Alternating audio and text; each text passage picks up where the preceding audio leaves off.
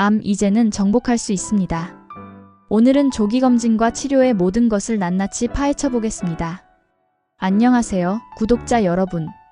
오늘은 많은 분들이 궁금해하시는 그리고 어쩌면 두려워하시는 암 치료에 대해 심도 있게 다뤄보도록 하겠습니다. 먼저 조기검진이 왜 그토록 중요한지 자세히 설명드리겠습니다. 여러분, 암은 우리 몸의 세포가 비정상적으로 증식하는 질환입니다. 정상적인 세포는 일정한 속도로 분열하고 자랍니다. 하지만 암세포는 이 통제 시스템을 무시하고 무질서하게 자라나죠.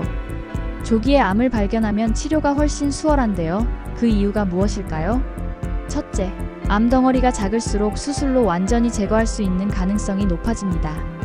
둘째, 작은 암은 주변 조직이나 다른 장기로 퍼져나가지 않았을 가능성이 크죠.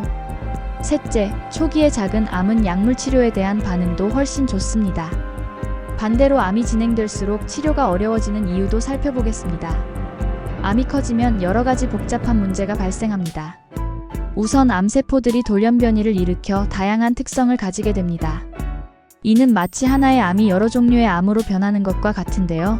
이렇게 되면 한 가지 치료법으로는 모든 암세포를 제거하기 어려워집니다.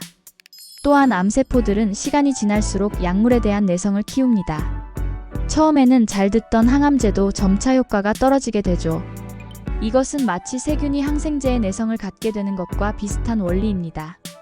그래서 치료가 길어질수록 더 강한 약물이 필요하게 되고, 이는 결국 더 심한 부작용으로 이어질 수 있습니다. 우리나라의 특수한 상황도 한번 살펴볼까요? 특히 위장계통의 암 조기 진단이 늦어지는 경향이 있다고 합니다. 이는 우리나라의 독특한 식문화와도 관련이 있는데요. 맵고 짠 음식을 즐기다 보니 위장의 불편함을 대수롭지 않게 여기는 경향이 있죠. 또한 바쁜 직장 생활로 인해 정기검진을 미루는 경우도 많습니다. 하지만 다행스럽게도 우리나라의 의료기술은 세계 최고 수준입니다. 특히 로봇 수술 분야에서는 놀라운 발전을 이루었는데요. 다빈치 로봇 수술의 경우 우리나라 의사들의 수술 건수와 성공률이 세계 최상위권입니다. 이러한 첨단 기술 덕분에 수술 후 부작용은 줄어들고 회복 속도는 빨라졌습니다. 현대의학의 혁신적인 발전도 빼놓을 수 없습니다. 특히 유전자 검사 기술의 발전은 암 치료에 새로운 지평을 열었습니다. 과거에는 단순히 조직 검사로 암의 존재 여부만 확인했다면, 이제는 암의 유전적 특성까지 정확하게 파악할 수 있게 되었죠. 이러한 정밀 의료의 발전으로 맞춤형 치료가 가능해졌습니다. 예를 들어 특정 유전자 변이가 있는 폐암 환자의 경우 표적 치료제를 사용하면 기존의 항암제보다 훨씬 좋은 효과를 볼 수 있습니다. 또한 면역 치료제의 발전으로 우리 몸의 면역 체계가 암세포를 공격하도록 만드는 새로운 치료법도 개발되었죠. 하지만 현실적으로 항암 치료 과정은 결코 쉽지 않습니다. 구토, 식욕부진, 탈모, 면역력 저하 등 다양한 부작용이 나타날 수 있죠. 이러한 부작용은 환자의 삶의 질을 크게 떨어뜨릴 수 있습니다. 그래서 최근에는 부작용을 줄이면서도 효과적인 치료법을 개발하기 위한 연구가 활발히 진행되고 있습니다. 특히 주목할 만한 것은 항구토제와 같은 보조 약물의 발전입니다.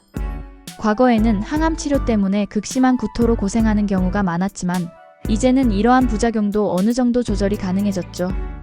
또한 저용량 지속요법과 같은 새로운 치료 방법으로 부작용을 최소화하면서 치료 효과는 유지하려는 노력도 계속되고 있습니다.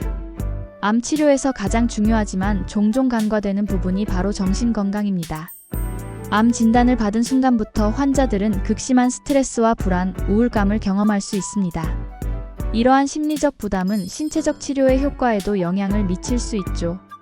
실제로 많은 연구에서 긍정적인 마음가짐을 가진 환자들의 치료 결과가 더 좋았다고 보고하고 있습니다. 이는 단순히 긍정적으로 생각하자는 것이 아니라 스트레스 호르몬의 감소가 면역력 향상으로 이어지는 등 과학적인 근거가 있는 현상입니다. 미국과 우리나라의 차이점도 한번 살펴볼까요? 미국의 경우 많은 암 환자들이 치료를 받으면서도 직장 생활을 계속하는 경우가 많습니다. 반면 우리나라는 대부분 치료 기간 동안 완전히 일을 중단하는 경향이 있죠. 이러한 차이는 각각의 장단점이 있습니다. 일을 계속하면 경제적인 걱정은 덜 수 있지만 충분한 휴식을 취하기 어렵죠. 반대로 일을 중단하면 치료에 집중할 수 있지만 사회와 단절되어 심리적으로 더 힘들 수 있습니다. 그래서 최근에는 맞춤형 직장 복귀 프로그램과 같은 중간적인 해결책도 제시되고 있습니다. 암 치료의 여정에서 가족의 역할은 아무리 강조해도 지나치지 않습니다. 실제로 많은 환자분들이 가족이 있었기에 이겨낼 수 있었다고 말씀하십니다. 가족들의 정서적 지지는 환자의 치료 의지를 북돋우고 힘든 시기를 견뎌내는데 큰 도움이 됩니다. 하지만 간병하는 가족들도 많은 스트레스를 받을 수 있다는 점을 잊지 말아야 합니다. 그래서 최근에는 환자뿐만 아니라 가족들을 위한 심리 상담이나 지원 프로그램도 늘어나고 있는 추세입니다.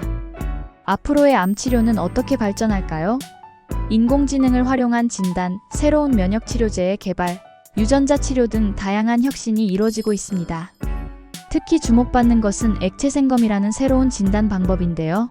혈액 검사만으로도 암을 조기에 발견할 수 있는 기술이 개발되고 있습니다.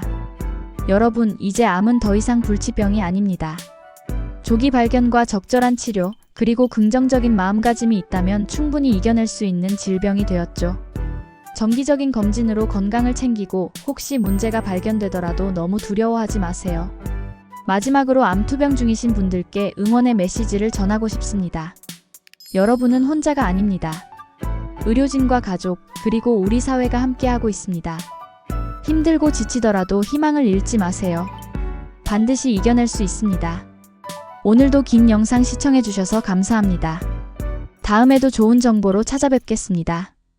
구독과 좋아요, 그리고 여러분의 경험이나 생각도 댓글로 많이 공유해주세요.